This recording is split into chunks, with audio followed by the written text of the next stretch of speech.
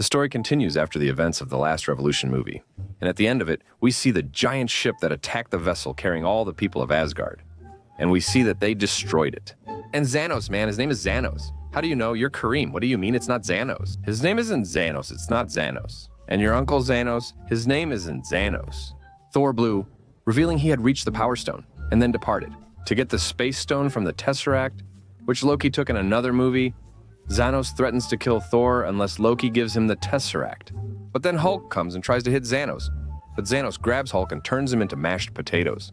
But then Uncle Heimdall opens the Bifrost and sends Hulk to Earth to warn them of the coming giant. Zanos, I'm not going to say it any other way, it's stuck in my head as Zanos, then goes to Uncle Heimdall and kills him for what he did. So, bye-bye Heimdall, we'll really miss you. Then, Zanos crushes the Tesseract and takes the Space Stone from it. So now he has one more to go. 4 stones remain to reach his goal: reality, time, mind, and soul. Then Loki tries to kill him with a kitchen knife, but Uncle Zanos grabs him, crushes his neck, and some little drops come out, and Loki dies. And this time, he really died for real. But he dies as a hero, and we're left not knowing if Loki actually died for real or if he faked it like he always does.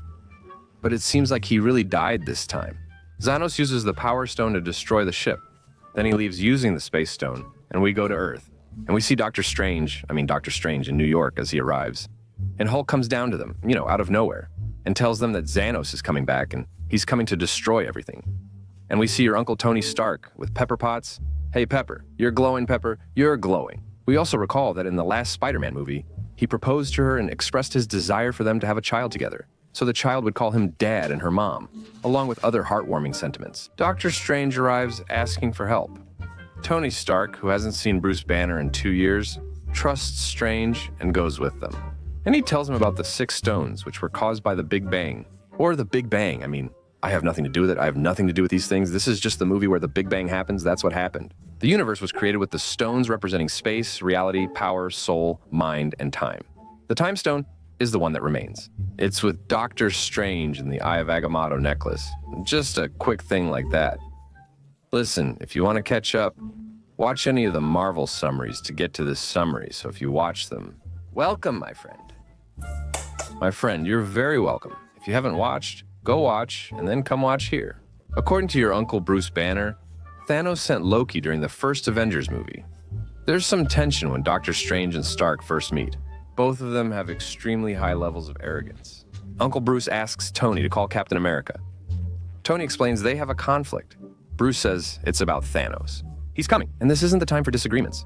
Your uncle insists that he should call him, like he doesn't need this right now. And your uncle is like, come on, this is serious. We're all gonna die, or at least half of us. Anyway, never mind. And Tony opens the phone that Captain America left for him in Civil War. But before he makes the call, they hear a strange rumble happening, and they go out and literally find letters. A spaceship, like a Thanos ship, coming towards them. And Peter Parker, who is Spider-Man, is on his school bus, so he tries to sneak out and puts on the Spider-Man suit to take action. In this scene, Thanos' followers demand the Time Stone from Doctor Strange, offering him an honorable death in exchange. However, Doctor Strange firmly refuses their proposal. What trapped me broke me. A confrontation occurs between them, but Bruce is unable to transform into Hulk, and Spider-Man arrives, and here one of Thanos' followers tries to kidnap Doctor Strange, since they can't take the stone from his neck because he put a spell on it. If anyone touches it, their hand will burn. They try to pull Spider-Man away, but he also gets dragged onto their spaceship. And Tony Stark calls for Spider-Man's suit. The iron suit Stark made for him reached him in space, as his regular suit lacked a breathing system. Unable to breathe, Stark asks the suit's system for help. He orders it to send Peter Parker back to Earth, but Peter manages to board the spaceship anyway, insisting on joining the mission. So now Tony, Spider-Man, and Doctor Strange are trapped in space, specifically on Thanos' follower's ship. Meanwhile, on Earth, Bruce Banner takes Tony Stark's phone and calls Captain America, like, Captain, come on! We need you because Thanos is about to destroy us, friends. Then we go to space and see the Guardians of the Galaxy. Anyway, they get a distress call from a nearby ship and go there for the money, of course, not to save anyone. They don't care about people. It's all about the money. They find your Uncle Thor right in front of them in space.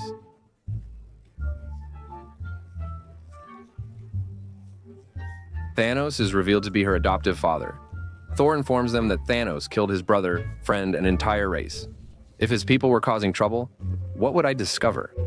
I have no connection to those individuals. Thanos aims to gather the 6 stones, enabling him to snap his fingers and make a sacrifice. Half the universe, not half the planet, literally half the universe. Because that's how he sees it, that beings have started consuming way too many resources. And this way, it would be mercy for them because the resources will run out. He used to do it with killing and weapons, so this is mercy. Just a snap of the fingers, and half the universe disappears, you know? And there's no pain or anything. And especially because his own planet was destroyed due to lack of resources and so on. I don't know why, honestly, but anyway. Anyway, the group of geniuses decides to help Thor make a new hammer so he can defeat Thanos, especially because of what happened before. So the team splits into two groups. One group goes to make the new hammer, and the other goes to the one who has the reality stone to stop Thanos from taking it. And then we go back to Earth. Wanda and Vision, who are romantically involved, are seen together. I'd forgotten about Wanda. Suddenly, Thanos' followers arrive to take the Mind Stone from Vision's forehead. Just kill him already, I can't stand him anyway. A fight erupts between them and they were about to lose. However, Natasha, Falcon, and Captain America arrive and help them defeat Thanos' followers, who retreat in their ship. We find them regrouping, and we see Captain America, now a fugitive with a big beard. And since he's outside the law, he has to stay hidden from Thanos. And we'll see what happens next. Meanwhile, Thanos invades Gamora's planet to practice his favorite hobby, which is wiping out half the planet. Honestly, yeah, it's a strange hobby. And now we see Gamora, who wants to escape from Thanos. And they arrive at the place where the reality stone is. They see Thanos, and Gamora attacks him. She kills him, but it turns out he already took the reality stone and set all this up. Here, we see the power of the reality stone, which is to create illusions, kind of like Loki's ability. Then he turns Drax into cubes, and the gun just shoots bubbles. He forcefully takes Gamora with him, gripping her hand tightly as they leave. Then we go back to the planet, and then back to Earth. Again, Captain America, wanted by the law, enters a Strategic Homeland Intervention Enforcement and Logistics Division meeting. The head of Strategic Homeland Intervention Enforcement and Logistics Division orders Rhodes to arrest him, but Rhodes refuses. Bruce Banner will aid in the war against Thanos. Natasha meets him for the first time in 2 years, and they had a connection. Why do you assume there's a love relationship every time I mention a name? I never said that. What's the deal? Bruce Banner is surprised that he missed many events, like the emergence of Ant-Man, Spider-Man, and other wild occurrences. Bruce Banner says Uncle Vision isn't just a stone, and explains that removing the stone and fixing a few things in Vision would work. My right will stay as it is. They choose to go to Wakanda, a technologically advanced nation, to remove the stone. Meanwhile, Wakanda provides Bucky with a new vibranium arm to aid him in the upcoming war. Meanwhile, Doctor Strange, Spider-Man, and Stark are aboard the spaceship. And Thanos continues trying to take the Time Stone from Doctor Strange. But Stark comes up with a plan, which is to make a hole in the spaceship, so he gets sucked out. Thanos follows slowly, watching Strange. Stark closes the hole successfully. He then decides they are inevitably at war. So instead of it happening on Earth and causing destruction, as usual with Earth and all that stuff, so he decides to let the ship head toward the planet it's going to and fight Thanos there, and fight Thanos there, and fight Thanos there. They're not going in blindly. They know what they're getting into, and Thanos will mess with them. Meanwhile, Thanos has kidnapped and tortured Nebula, forcing Gamora to reveal the Soul Stone's location, which he discovers. And we see Uncle Mactor with Groot and Rocket Raccoon as they're going to make Thor's weapon. And they meet the one who is the maker of the legendary weapons, like Mjolnir and such. He's not the train guy. The show Game of Thrones, yeah, for real, after you're done, go watch the show, Game of Thrones, as well. Asgard, which protected all realms, was destroyed, leading to the destruction of the planet Night of Veller. And we also see the ship they're on arriving at the strange planet, which they don't even know what it is. The planet Titan is where Thanos grew up. The Guardians of the Galaxy arrive due to Gamora and fight Tony Stark's team, believing they're with Thanos. Peter repeatedly tells Mantis not to put her hand in her mouth since she's an alien. But then they realize they're both against Thanos. So they team up and start thinking of a plan to defeat him. Doctor Strange is away and you sense something is going on with him, but you're unsure what's happening to him. And we understand that he used the Time Stone and saw all the possible outcomes of the confrontation between them and Thanos. 14,605,000 possibilities. Quite impressive. They asked Doctor Strange, out of all the possibilities, and how many did they win? He replies, just one. And we see Thanos on the planet Vormir, which is supposed to have the Soul Stone. So they arrive at the place and meet the Guardian of the Stone, who turns out to be Red Skull. What's going on here? Anyway, if you didn't understand what happened, here's what happened. A long time ago, Red Skull held the Tesseract and was exiled to the planet Vormir as punishment. He knows everyone's names like a civil registry, and he's also the protector of the Soul Stone. He tells them that in order to take the Soul Stone, you have to sacrifice another soul that you love. And Thanos really never loved anyone, and Gamora sees him crying and laughs at him, thinking that he doesn't love anyone and that his goal is ruined. But then she realizes that he actually loves Gamora, his daughter. To obtain the stone, Thanos must sacrifice Gamora, whom he claims to love. Yet he grabs and throws her off the cliff. It's a shocking act from someone who is supposed to care for her.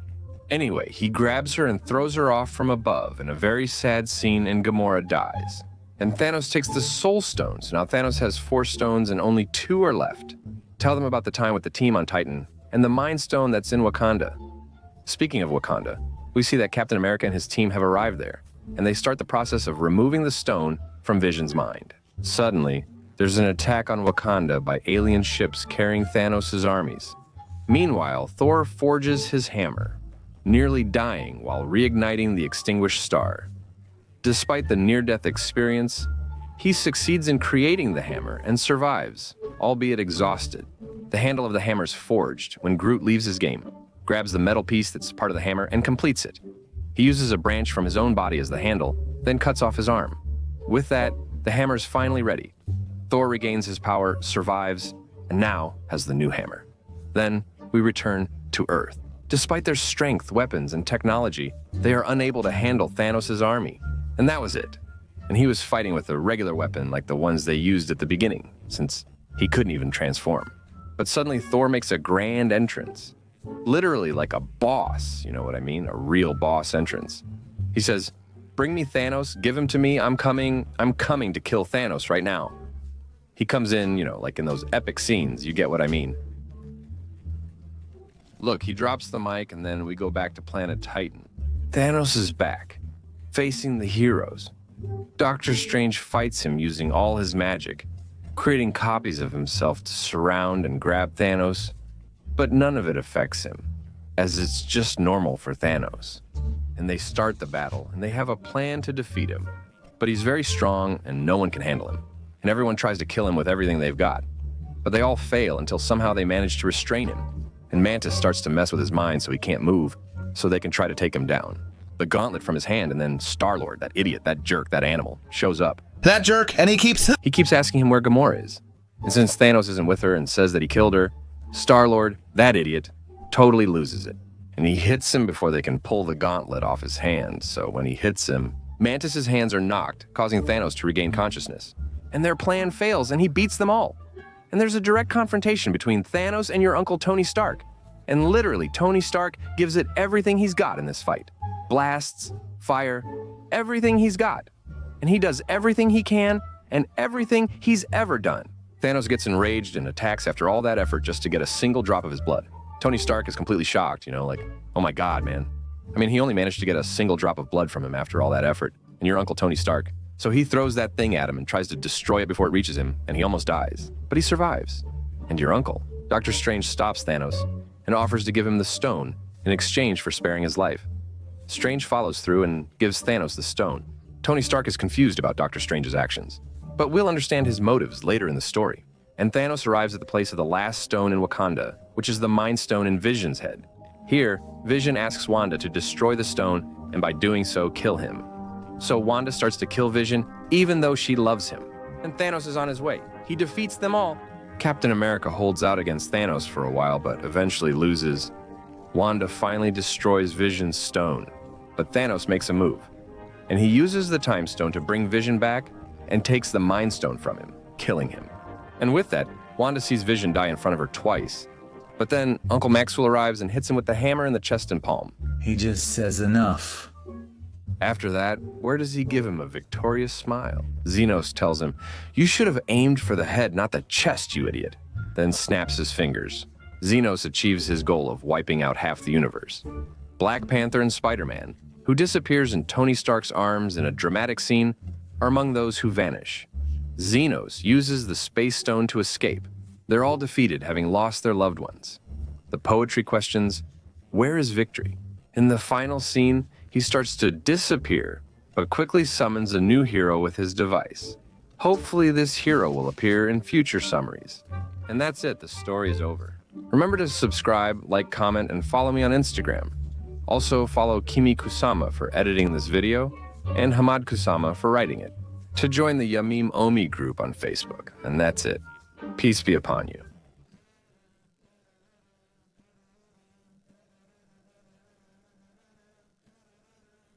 Song Tererera.